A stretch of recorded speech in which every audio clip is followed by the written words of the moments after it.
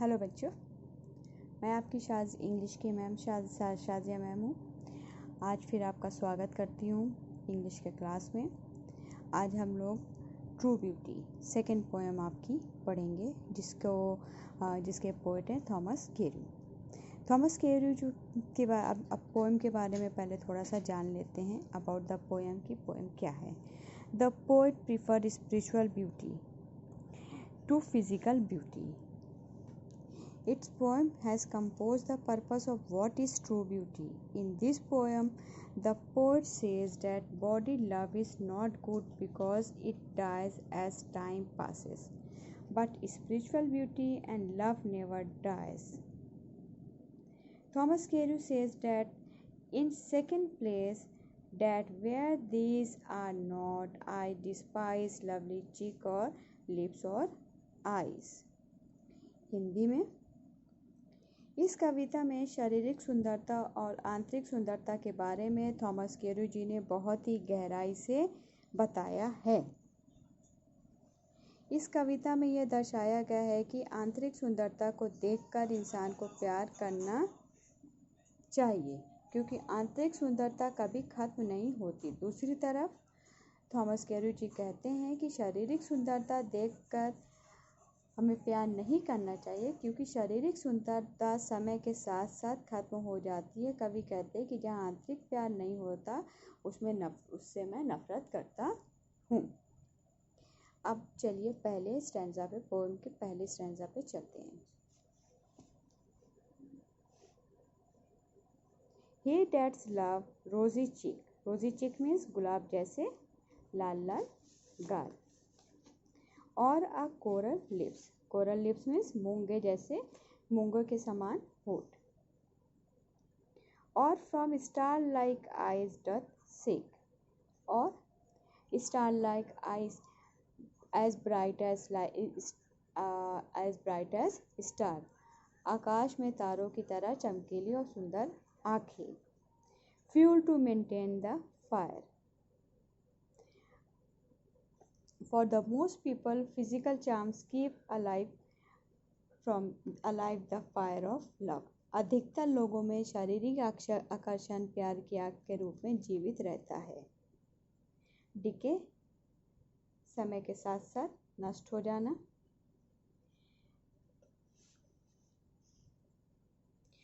So his flame must waste away.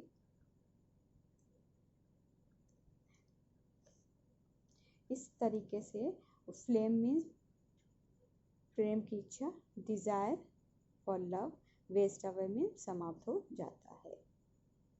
कोई व्यक्ति, अब इसकी हिंदी भी जानते हैं, कोई व्यक्ति उस स्त्री से प्यार करता हो जिसके गुलाबी गाल हो, लाल होठ, मूंगे के समान लाल होठ हो, उस स्त्री की प्रशंसा करता हो जिसके होठ मूंगे के समान लाल हो, या जिसकी आंखें सितारों के समान चमकीली हों, और वह अपने प्रेम की भावना को बनाए रखने के लिए इन सभी सुंदरताओं में प्रेरणा पाता हो। किंतु कवि कहता है कि उस स्त्री को बुढ़ापा आने पर ये सभी सुंदरताएं समाप्त हो जाएंगी, और तब उस व्यक्ति के प्रेम की तीव्र इच्छा भी समाप्त हो जाएगी।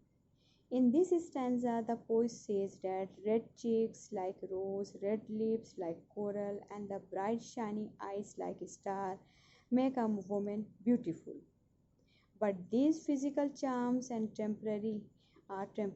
They die with the passage of time. These physical attractions supply fuel to the fire of love. But in the old age, these attractions die away, and from the fire of love also dies. So a man should not be attracted by the physical beauty of a woman, but he should seek love in virtues of woman. इसमें कवि कहता है कि गुलाब के समान लाल गाल, मूंगे के समान लाल होठ और सितारों के समान चमकीली आंखें किसी स्त्री को सुंदर बनाती हैं, किंतु यह शारीरिक आकर्षण अस्थायी होता है, क्योंकि समय के साथ साथ जैसे जैसे उसकी उम्र बढ़ती है वैसे वैसे ये शारीरिक आकर्षण भी नष्ट होना शुरू हो जाते हैं। और किंतु वृद्ध अवस्था आते आते ये आकर्षण एकदम समाप्त हो जाते हैं और जो इंसान शारीरिक सुंदरता देख के किसी को प्यार करता है वो जो है फिर बाद में उसका प्यार भी खत्म हो जाता है। इसलिए मनुष्य को किसी स्त्री के शारीरिक सौंदर्य की ओर आकर्षित नहीं होना चाहिए, बल्कि उसके अच्छे गुणों की ओर आकर्षित होना चाहिए। अब आइए सेकेंड स्टैंजा की तरफ चलते हैं। But a smooth and steadfast mind, gentle thought and calm desire, heart with equal love combined, kindle never dying fire. Where these are not, I despise lovely cheek or lips or eyes. Smooth लगातार समान रहने वाला constant, steadfast means दृढ़ firm, gentle thought,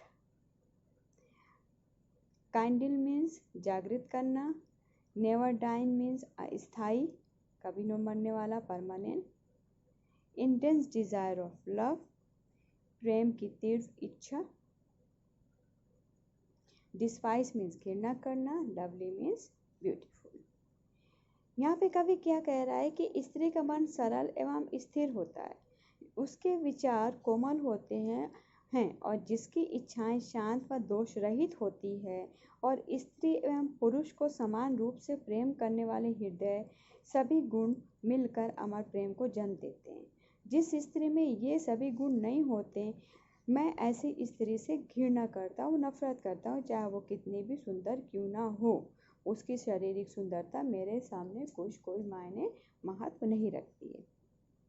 In this stanza, the poet describes some of the qualities of woman which makes her really beautiful. She should have a constant and stable mind. She should have a gentle thought and calm desire, combined with love in the same degree. A lady with these qualities goes on inspiring her lover with renewed vigor. This love is everlasting, lasting. That is why the poet praises the beauty of mind and soul. Without these virtues, physical beauty is useless. इस में कवि एक स्त्री के कुछ ऐसे गुणों का वर्णन करता है जो उसे वास्तव में सुंदर बनाते हैं। उसका मस्तिष्क स्थिर होना चाहिए, सदा सामान रहने वाली होना चाहिए, उसके विचार अच्छे होने चाहिए, इच्छाएं शांत होनी चाहिए और इसी प्रकार उसमें इतना ही प्रेम मिश्रित होना चाहिए। इन गुणों वाली स्त्री अपने प्रेमी को नए उत्साह के साथ सदा प्रेरित करती रहती है। ऐसे प्रेम स्थायी होते हैं। यही कारण है कि कवि मस्तिष्क और आत्मा की सुंदरता की प्रशंसा करता है। इन गुणों के बिना शारीरिक सुंदरता व्यर्थ है। ये था बेटा आज का पोएट्री ट्रू ब्यूटी। उम्मीद करते हैं आपको समझ में आएगी। जो नहीं समझ में आता है, यहाँ पे आपको प्रॉब्लम होती है कुछ भी समझने में या जानने में, कुछ भी आप होती है, हम ऑनलाइन हैं, आप जो है मैसेज करेंगे, हम उसका आंसर देने के लिए बैठे हुए हैं। Have a good day.